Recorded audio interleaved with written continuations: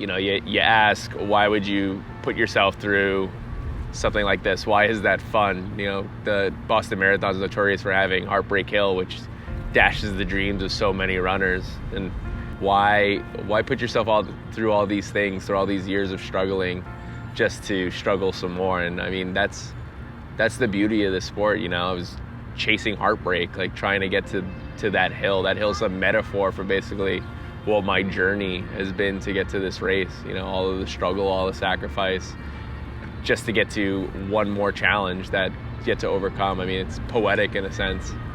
My name is Mike Perrone, and this is the eve of me running my first Boston Marathon.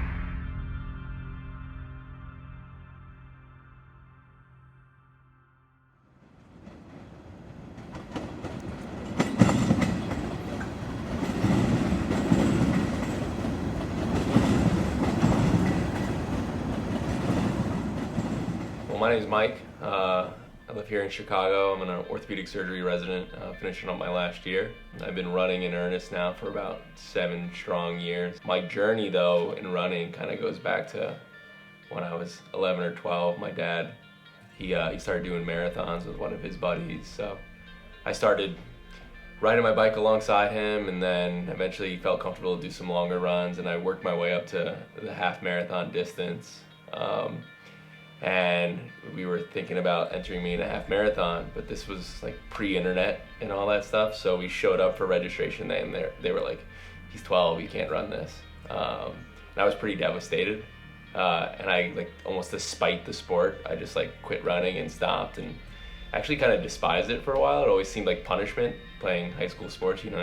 Go take a lap, go do a mile. And then when I got to med school, it was, I had to stay fit somehow. So kind of gravitated back towards running because it was one of those things that you could do in a little bit of free time. You just have your shoes and your shorts and you're ready to go. And then set a goal to run a half marathon because that was my previous longest run. Did that, reached my goal, and kind of caught the bug from there. Natural step was to run a marathon. And once I ran that marathon, that was quite a tough experience. And that's the great thing about the marathon. It's just hard enough where it's a challenge, but it's achievable for most people. That's how goals should be when you're kind of setting them. It should be tough for you to achieve. It should be work for you to achieve. If you put running in context, for me to set a goal of running a 2-hour marathon, that's never gonna happen, just because of where I'm at in my life and a whole host of having a full-time job and not being an East African, like that's just not gonna happen.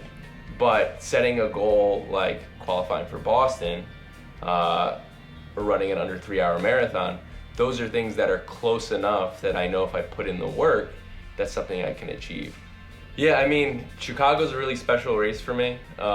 Being a major, it's the city I live in. It's where I've been for the last 5 years, and it kind of signifies what really cemented me as like what I would consider a real runner, a true runner, or more like a serious runner.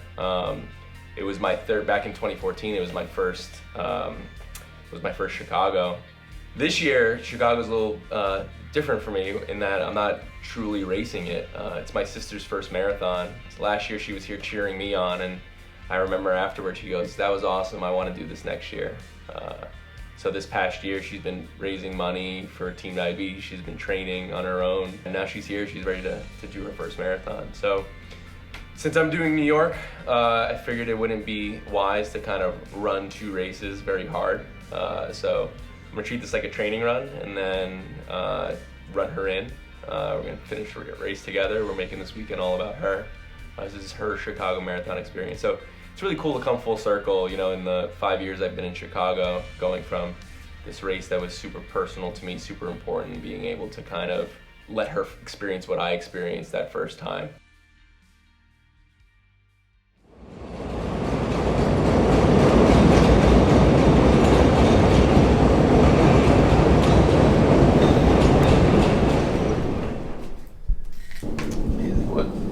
No stress, we'll do 5:45 hopefully. I want to get there by 6.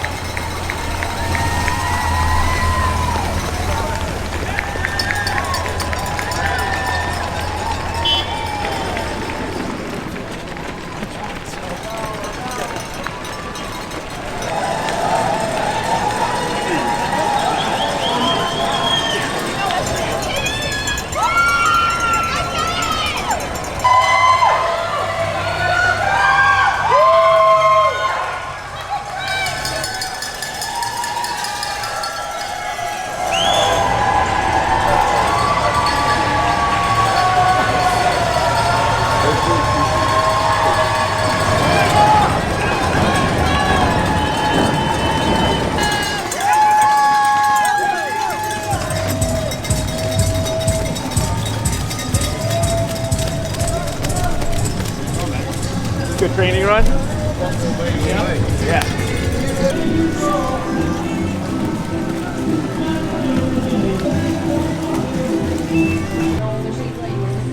Okay. Hopefully she's going nice.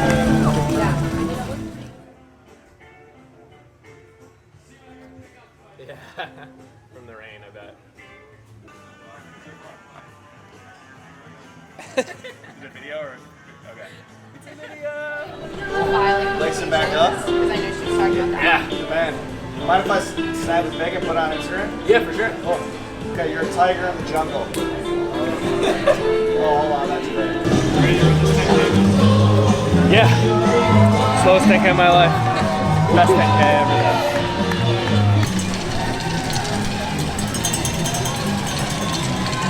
I said my sister's gonna have a faster time than me because I started before her. Great. Oh, you can tell her that.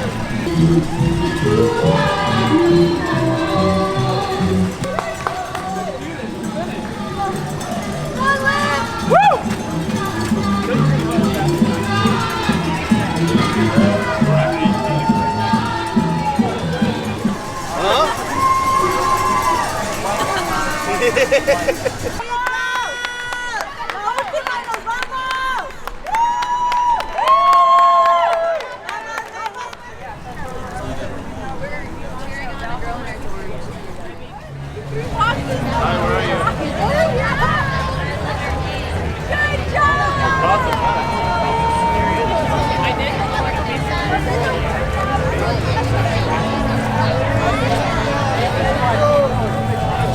Piece of cake, like walking in the park.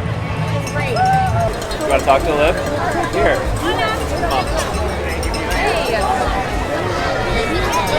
Hey. Chicago down. See you in New York.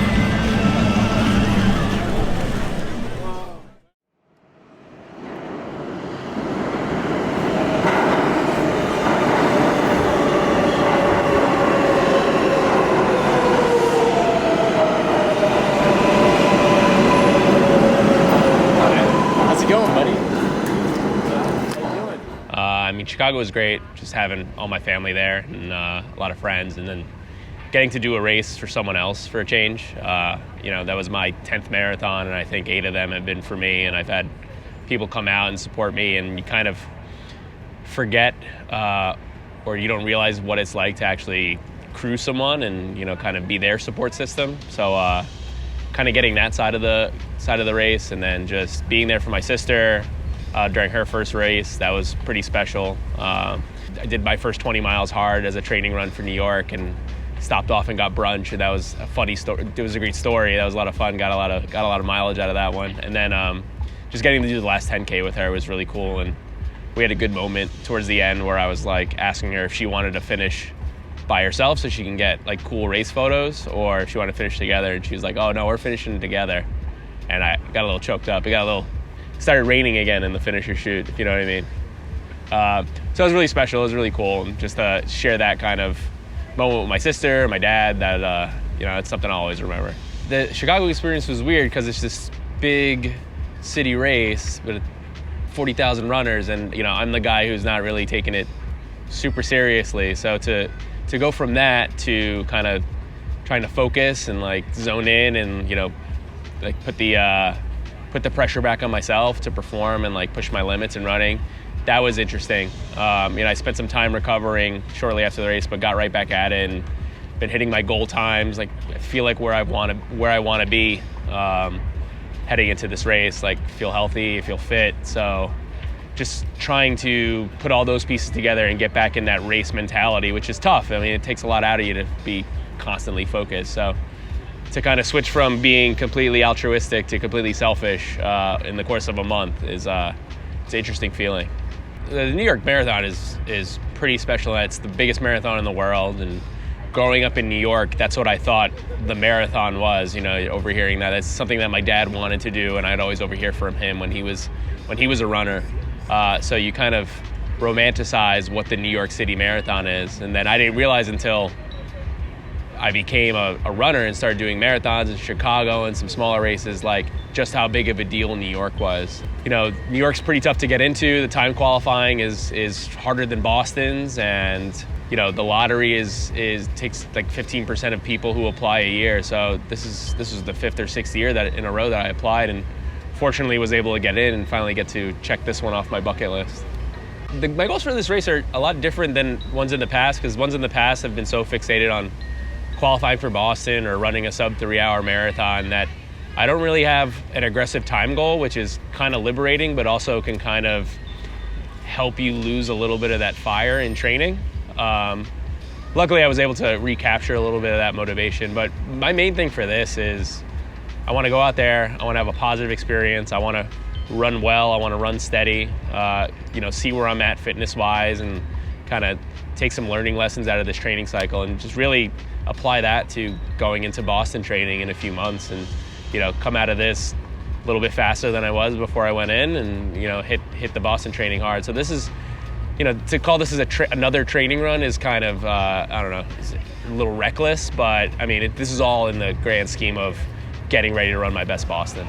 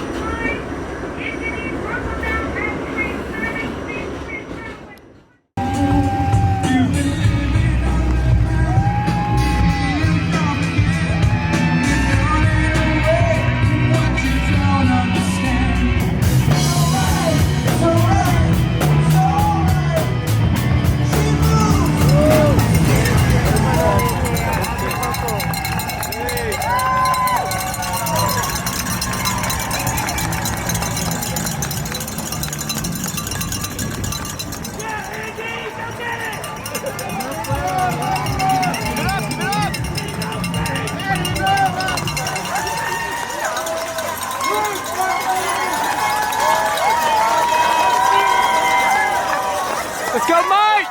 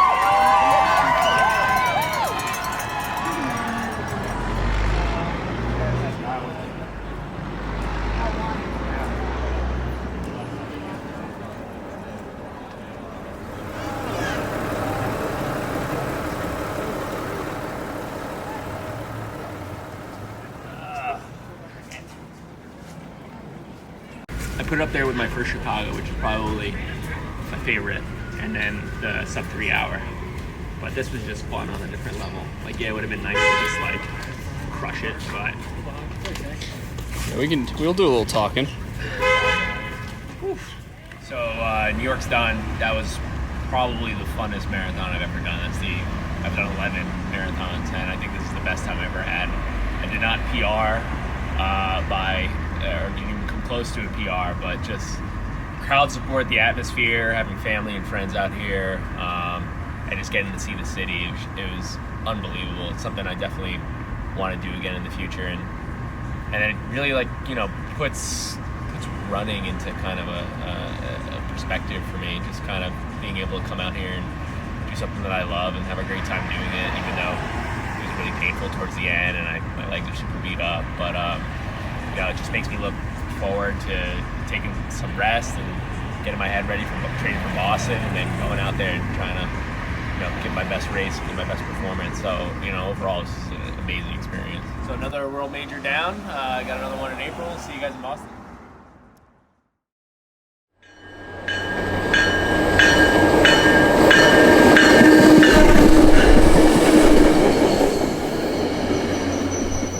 first time I qualified for Boston was at the 2014 Chicago Marathon. That was my third marathon, and I said, okay, I'm close. I had just run a 3:22 in DC in the spring. I was like, okay, I need to get to 3:05. I can get to 3:05. I think I can do this. So I just, put in that work that summer, and my goal was 3:05, and I was going to get that regardless. And I ran a 3:04, and it was one of the most excited, one of the happiest days of my life. I was so pumped at that finish line. I was yelling in joy and had tears of joy. It was unbelievable. It was great.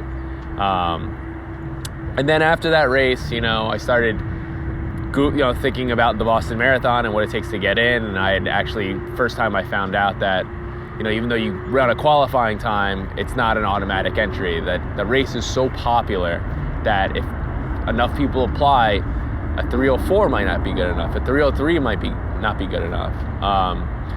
So as I started talking to some people, that doubt started creeping in. So I was like, okay, I'm gonna run a spring marathon. And the goal of that race was sub 3, and that was the first time I ever tried to do a sub 3. And I felt fit, I felt trained, but unfortunately the weather that day was kind of a thunderstorm, and I didn't make it. I ran a 3:10.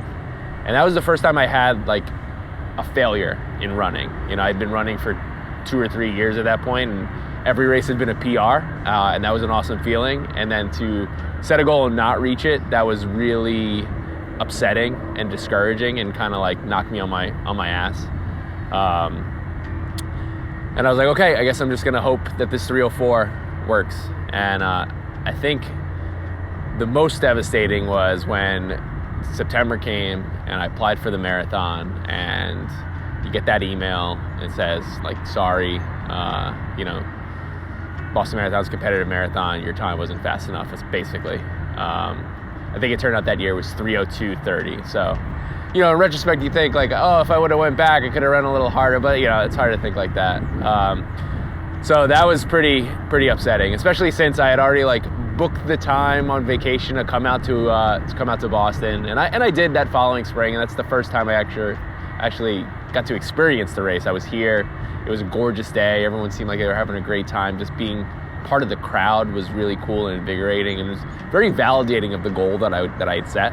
Yes, I want to be a part of this. This is awesome. This is the pinnacle of running as a recreational runner. I want to do this. I want to get that validation. After being in Boston for that race, it kind of inspired me to, get back into it. I had been running, but not with real purpose. And then, I signed up for the Chicago Marathon 2017, and that was going to be it. That was going to be sub 3. That was going to be Boston qualifying. And, I spent that time. I went into the training cycle fit. I had a good summer. I actually think I was overtrained, and I got to the race pretty fatigued, which was kind of a bummer. And I cramped up at that race. So that was a year and a half after my previous failure, and I have nothing to show for it. And that's when I was like, oh man, this is gonna be a lot tougher than I thought it would be. You think you're just gonna run a time, you're gonna get fat. The next time you're gonna do it, you're just gonna train harder and you're gonna run faster. And that's what I'm like, that's just not the case. Immediately after that Chicago Marathon where I cramped out, I was changing next to Buckingham Fountain near the gear check area, and I'm on my phone registering for the Indianapolis Marathon, which was a month later. That's just how bad I wanted it. I didn't want to waste the training cycle. The goal was to run a sub 3 hour. That didn't happen, but 3:03, I was like, another Boston time, awesome. Yes, it's not a sub 3 hour, and I'm gonna be doing the same thing again, watching my emails the week of registration, but this is where we are. Let's give it a shot. Running in Chicago on off hours for 3 years in a row, I was losing. It wasn't as fun as it had been. It was just kind of a thing that I did. It almost felt like a second job. And getting to connect with a group of runners, and all of us had similar goals, and can kind of feed off each other. And I'd never really met or hung out with people who were faster than me, so getting to run with them and let them push me, it made for like a really great training cycle. But about 2 weeks before Chicago was the Boston Marathon like application, and again I found out I didn't get it, and I think that year was 3:01.5. So again, I'm still like 2 minutes off. But you know, I kind of was already ready for that feeling. It still hurt really bad. Like it would have been cool to go into that Chicago race where I was trying to run sub-3 yet again, and just know that I had a Boston Marathon race coming up in my pocket, and that didn't happen. It was a hot day, so I ran a 3:06, and I was actually like pretty pumped with my performance given the conditions. But again, it's you apply with times, not feelings. So I was just like, man, am I ever gonna get this? It was very frustrating. I think that was the 4th time I had gone for a sub-3, and still had nothing to show for it.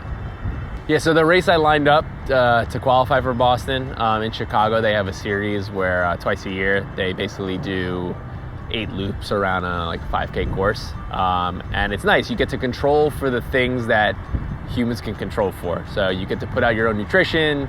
You have family there that you see 8 times. They have pacers. It's flat. So I was like, okay, like we're gonna do this. Like, if I can't do it with these ideal conditions, like then what the hell? I'm doing something else wrong. That winter, I just laid down a really good training cycle. I was interviewing for my fellowships at the time, so it was kind of fun and hard to get in my long runs while I was traveling. Like one of my favorite stories is I did a 20-miler 3 hours before I interviewed at a fellowship program. Like finished it, showered, took a nap, put on my suit, and went and did the interview. But that was all part of the journey, right? That was all part, like these are the challenges, you get it done, you do it. Obviously there were a lot of nerves going to the race just because, this was like my 5th time going for a sub-3. It's like, we got to do this. This is a lot of pressure. My dad had flown in to support me. My friends from my running group had been there to support me.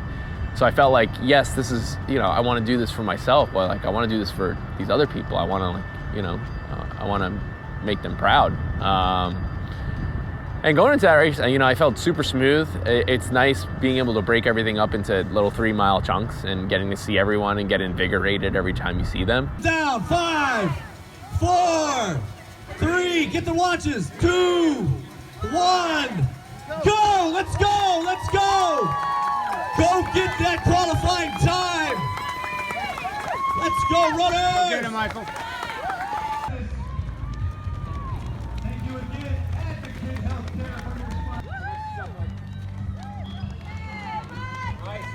Good, Mike. Let's get loud. Come on, guys.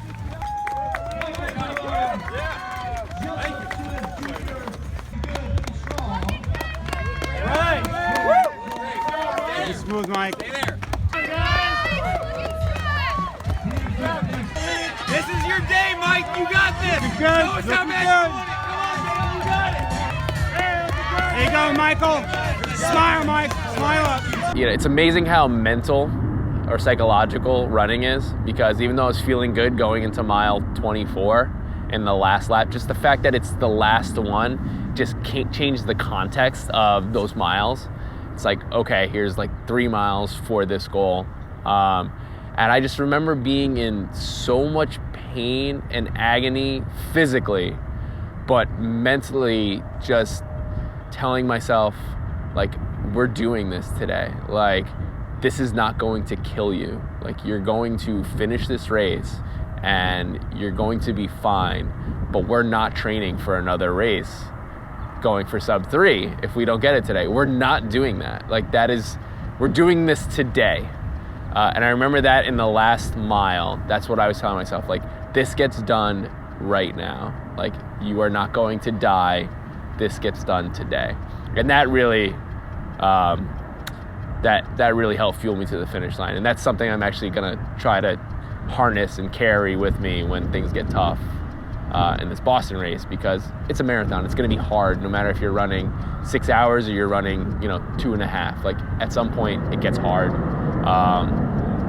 So I gotta use all of those failures and those triumphs and just kind of draw on that when things get tough tomorrow, and you know that's what I plan on doing. This is your day, Mike. Come on, Mike, you got it.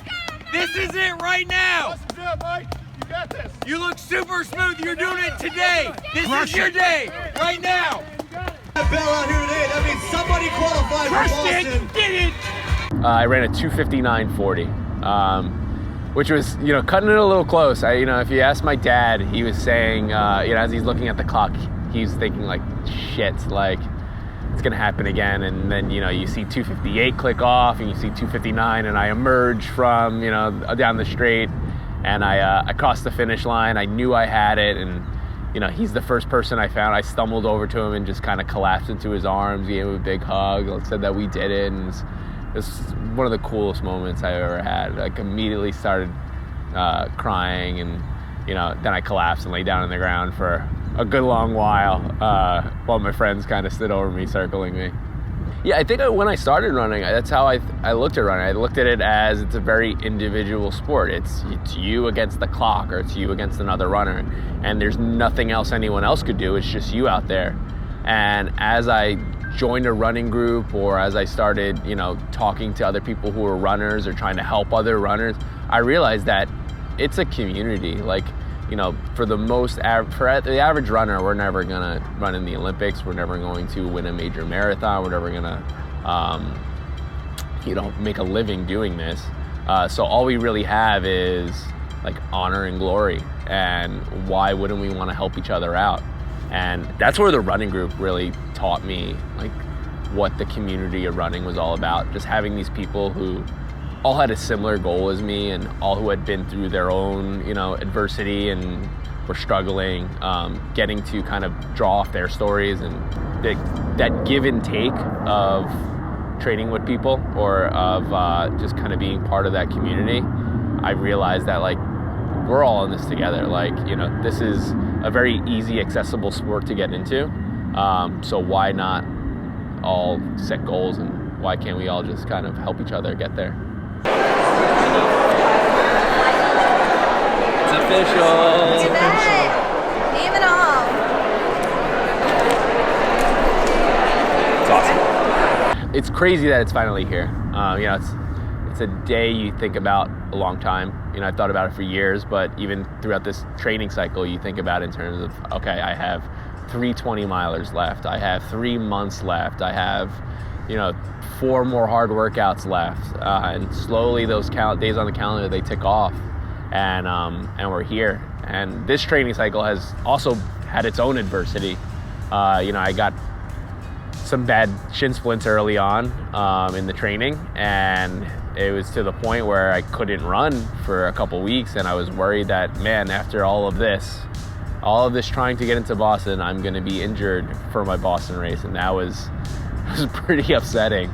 Luckily, I responded well to rehab, and I got back to training, and I've put in some really good workouts. I feel very fit. While it would be great to go out there and run a PR at Boston, like the most famous marathon in the world, my goal is to just make this as special of a day as I thought it would always be. And having family and friends here to experience it with, that's what I'm mainly focusing on. That being said, once I get to the start line tomorrow, I'm gonna be laser focused. I'm gonna be ready to go. I think it's gonna be a good day. I think I'm really confident. I'm really excited, and I just can't wait to run down Boylston Street and kind of see that crowd and see the finish line and finally get to cross it and catch that unicorn.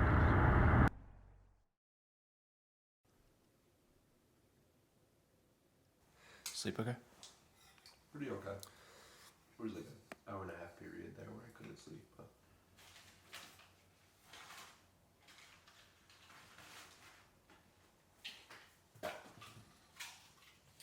I did. I scheduled it for 4:50.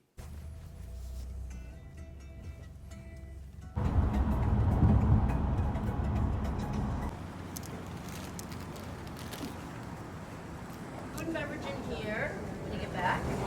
And your check and recovery in the welcome room.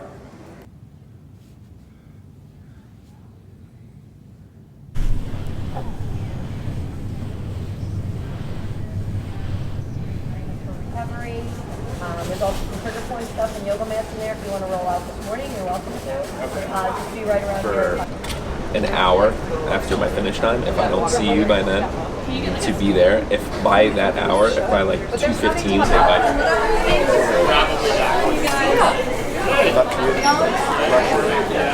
Ready to go? See how that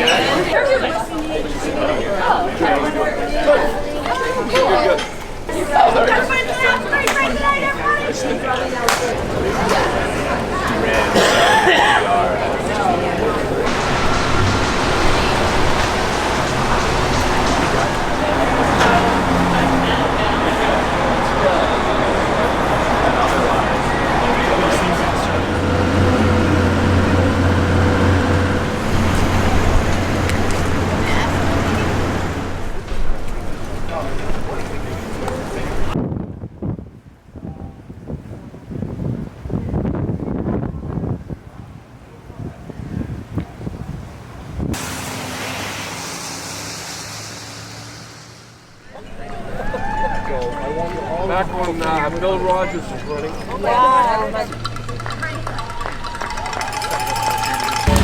Nice job, keep it up! Great work, ladies, great work, great work! Go Harry! Harry! Hey, thank you guys!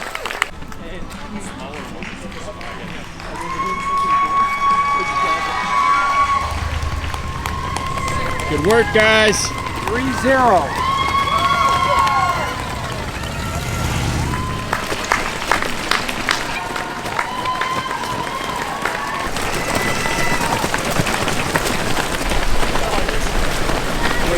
Yeah! Back there. Here we go, baby. What's going on, man? Keep it going, keep it going.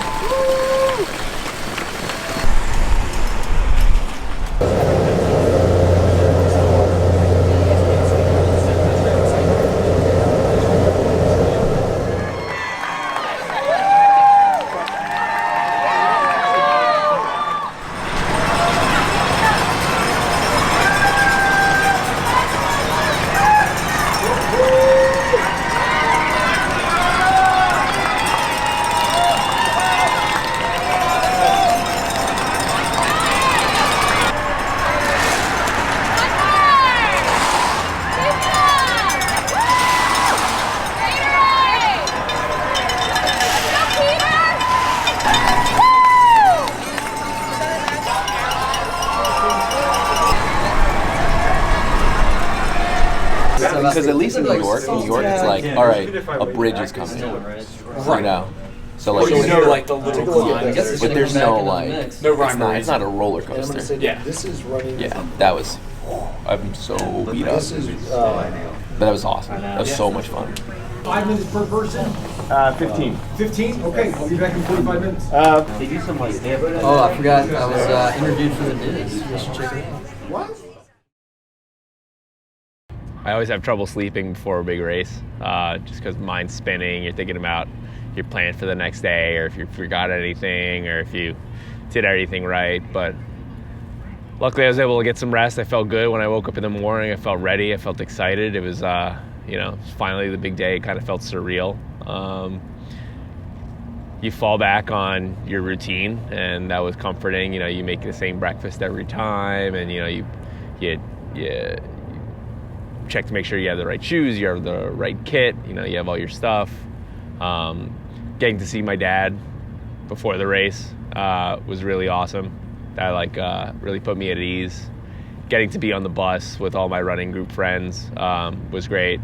The Boston Marathon is a late start, and it's good and bad. And the good thing was we got to just hang out and tell old running stories, old war stories, and talk about our plans for the race. And it was really comforting and really calming to be around all my friends and be about to go through this together with them. I felt ready. So getting off the bus, walking through Hopkinton, walking to the start line. It was packed. It was crowded. You're on a single lane road with 30,000 other people. Everyone in your corral is of the same skill level, so you're expecting to just be running with these people for quite a while. And you know, the first few seconds before the race, you just closed my eyes and I kind of played back my running career through my head, and, you know, thinking about all the ups and all the downs and how it led me to this start line, you know, what I was about to do. And that was such an amazing experience, the gun going off and crossing the start line and running down the hill in Hopkinton with all those fans and all those other runners. The race itself was just unbelievable. It was everything I expected, everything I wanted out of the race. The downhills are notorious for sapping energy out of people's quads early in the race, and unfortunately, I was victim to that as well. I went into it with the race plan. I'd stuck to that, but around the 10K mark, I started feeling it in my quads and realized that, you know, today probably wasn't a PR day. And while in the back of my head that was a little upsetting because I felt the fittest I've ever felt and I was ready to go, my A goal was to just have a fun day, to make my Boston experience the best experience I could have. You know, I've worked so hard to get to this race that to blow up or hit the wall or just be miserable for 26 miles, that was not my objective. My objective was to take in the sights and take in the crowd and pump up the crowd and, you know, go through the Wellesley Screen Tunnel and see some family and high-five the crowds and, you know, run up Hereford, turn left on Boylston, and, you know, see the finish line and be fresh and be happy and be excited. And I did all those things, and it was unbelievable. And it was probably the hardest race I've ever run since my first marathon, but it was by far the most fulfilling and the most surreal experience I've ever had running. You know, you ask, why would you put yourself through something like this? Why is that fun? You know, the Boston Marathon is notorious for having Heartbreak Hill, which dashes the dreams of so many runners. And my dreams were dashed long before Heartbreak Hill, so I didn't have that to worry about. But, you know, why put yourself through all these things, through all these years of struggling, just to struggle some more? And I mean, that's the beauty of the sport. You know, I was chasing heartbreak, like trying to get to that hill. That hill's a metaphor for basically what my journey has been to get to this race. You know, all of the struggle, all the sacrifice, just to get to one more challenge that you get to overcome. I mean, it's poetic in a sense, and that's just what makes this all the more special. You know, it's an achievement to just get to the start line, but you still have a marathon to run after that. And I thought that was just the thing I felt most fortunate that I was able to do. I think the most special thing about this weekend has just been the support from my friends and my family, all the texts that I've been getting, and having my dad and my sister and my friends here to support me, getting to see them after the race and celebrate and have like a nice dinner and tell stories about the race, about the day, was very special. And then just kind of being here in Boston during race week after the race, the city's buzzing, you see everyone in their Boston jackets, and everyone's walking a little slower than they were on Sunday, but I think this is what it's all about. You know, we're gonna spend some time with the family today. We're gonna go to the Sam Adams Brewery, show them that.